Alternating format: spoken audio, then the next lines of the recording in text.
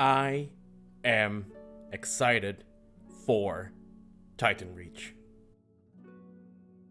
For a while, I have been asking myself what I liked about RuneScape. I tried many MMOs, but none stuck as much as RuneScape did, so I went out and explored the genre a bit more.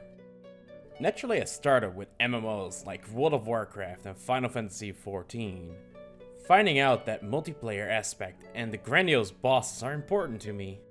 Final Fantasy XIV, for example, gave amazing trials. Big boss battles without any of the trash mobs versus a small group of 8 people. Just felt so epic. Sadly enough, even this didn't keep me coming back. Often the endgame of these games revolve only around dailies and weeklies. And honestly, I'm surprised that weeklies aren't even spelled with EA because they're just weak at best. So if it wasn't the pure MMO experience, what does keep me thinking about RuneScape all this time? Here I went a bit more back on words I said years ago. On streams and to friends, I always referred RuneScape to be the cookie clicker of MMOs. But what genre really is cookie clicker? It's not gonna surprise people to hear it's called an idle game. There are many like it, so naturally I tried a couple of them. There are 3 titles I wanted to bring up: Clicker Heroes, The Longing, and Forager. Why these 3? Because they are all idle games, but in their own unique way, creating a very nice testing ground to figure out what I liked from the genre. What made these games interesting to me is the ability to participate in your idle moments.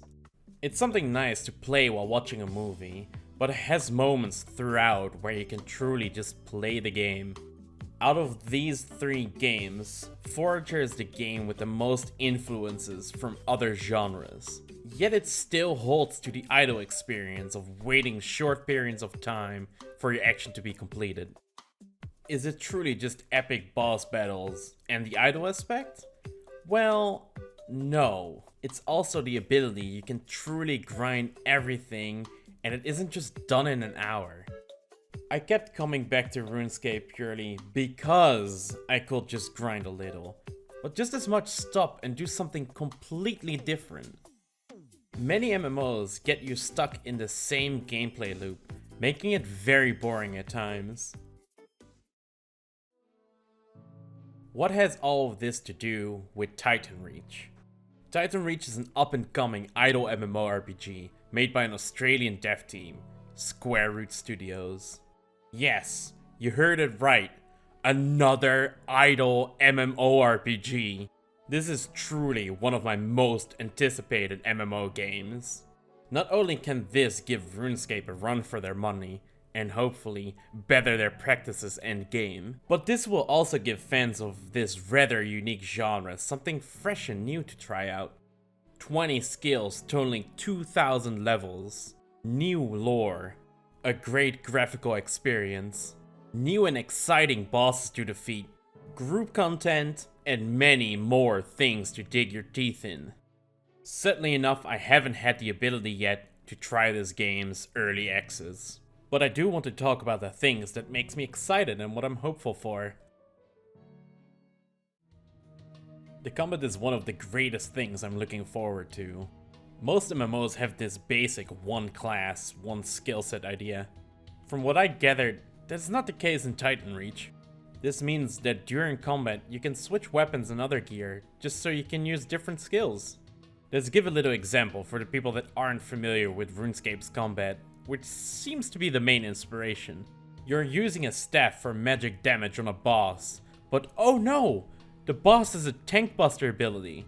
In this case, you can quickly equip a shield and use a defensive ability, and directly swap back to your staff. This of course is not just for quickly switching to a shield. Maybe a boss turns invulnerable to your combat style. Just switch your staff for a bow and you're good to go. WSD control, baby! When I played the Kickstarter demo, the game had full WSD control, and I'm all for it.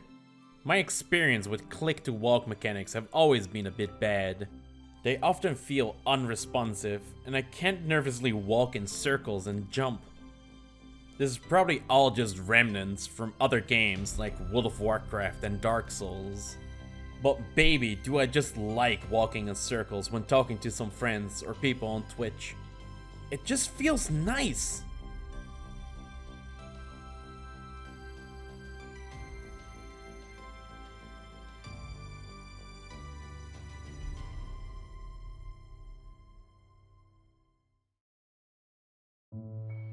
Having a skill for both damage and accuracy in each combat style makes so much sense.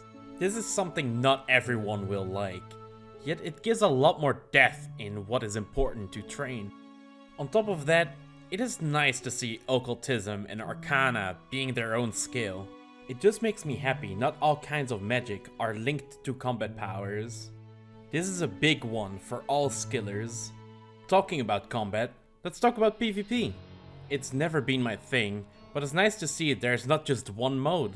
We got our basic solo and team arena PvP for the people that want a fair fight.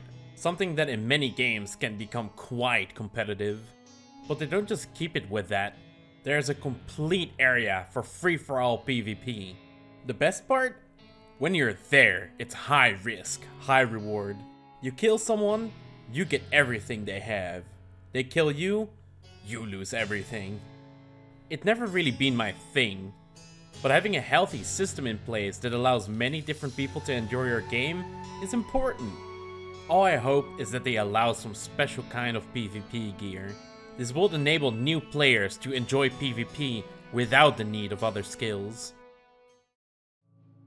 These are just some of the things that I wanted to give a proper highlight. There are plenty more, but I'll keep that for another video. In the meantime, I will try to get myself into the early access. But what about you? Are you interested in the game? What other MMOs are you interested in at the moment? Thank you all for watching this video. This is the first video I've ever made with an actual script, and I hope there will be more soon.